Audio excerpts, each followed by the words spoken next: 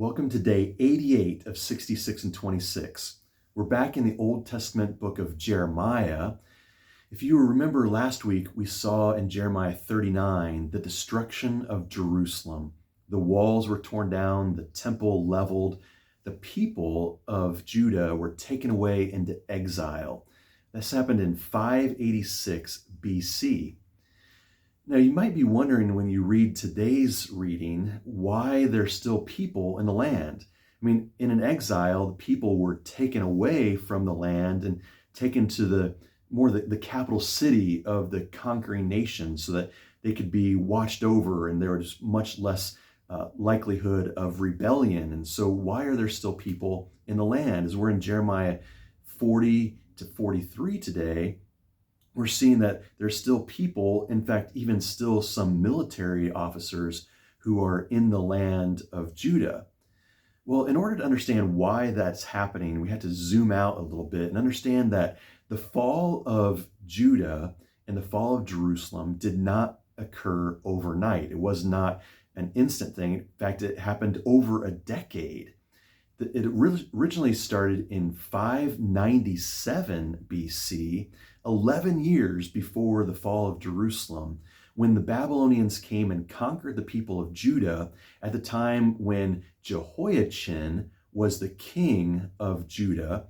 And as the ancient practice was to take the skilled workers and the royalty, the royal family, away from the conquered nation back to the capital city of the conquering nation, in this case Babylon.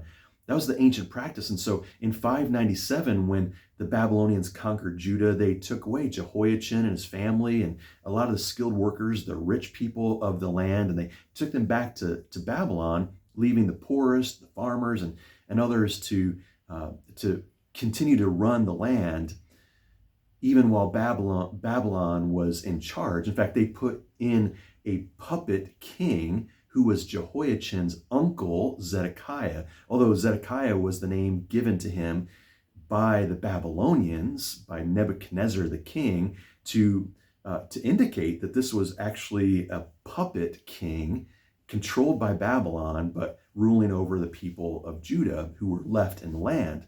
That was in 597 BC. Well, Zedekiah thought it would be a good idea to seek help from Egypt, the opposite direction from Babylon. And so he called on Egypt to help, and maybe they could have a military victory over the Babylonians. The Babylonians would leave them alone, but that only caused Babylon to come back. And this is what you see in Jeremiah 39 when they destroy the entire city of Jerusalem. They put to death Zedekiah's sons, gouge out his eyes, and take him away in exile as well. And so what is left is the poorest people of the land, maybe some scattered army units here and there out in the open country that escaped the big push by the Babylonian army to scatter the people and take them into exile in 586 BC. And now the king of Babylon once again puts in a puppet governor, Gedaliah, and Gedaliah then is in charge of the land as a puppet to the Babylonian empire.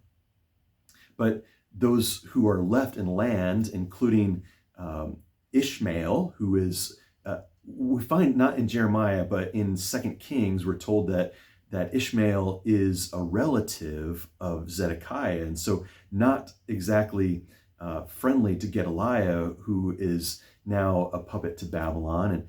And so Ishmael ends up executing Gedaliah, this one who is put in charge. And against Jeremiah's prophecy and against his advice from the Lord, listening to God's word and sharing that with the people who are still left there in Judah, Jeremiah tells them, don't go running off to Egypt, but stay here in the land. And if you stay in the land, God will bless you and protect you from the hand of Babylon.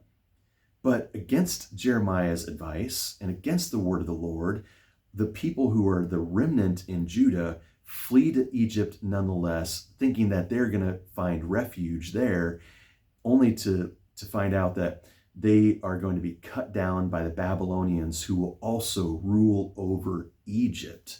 in this period of history. And all of this story, as we look past the exile and destruction of Judah, this part of the story leads us all to ask, where are we going to run for help when we see trouble in our own lives? Are we going to run to the Lord? Or are we going to run to earthly powers and earthly things for our security and protection? And these chapters of Jeremiah 40 to 43, really raise up this question for all of us as we read this. Where are we going to turn? And my prayer is, my urging, just like Jeremiah's, is to run to the Lord. Put your trust in him. No matter what comes, we can always have hope in the Lord.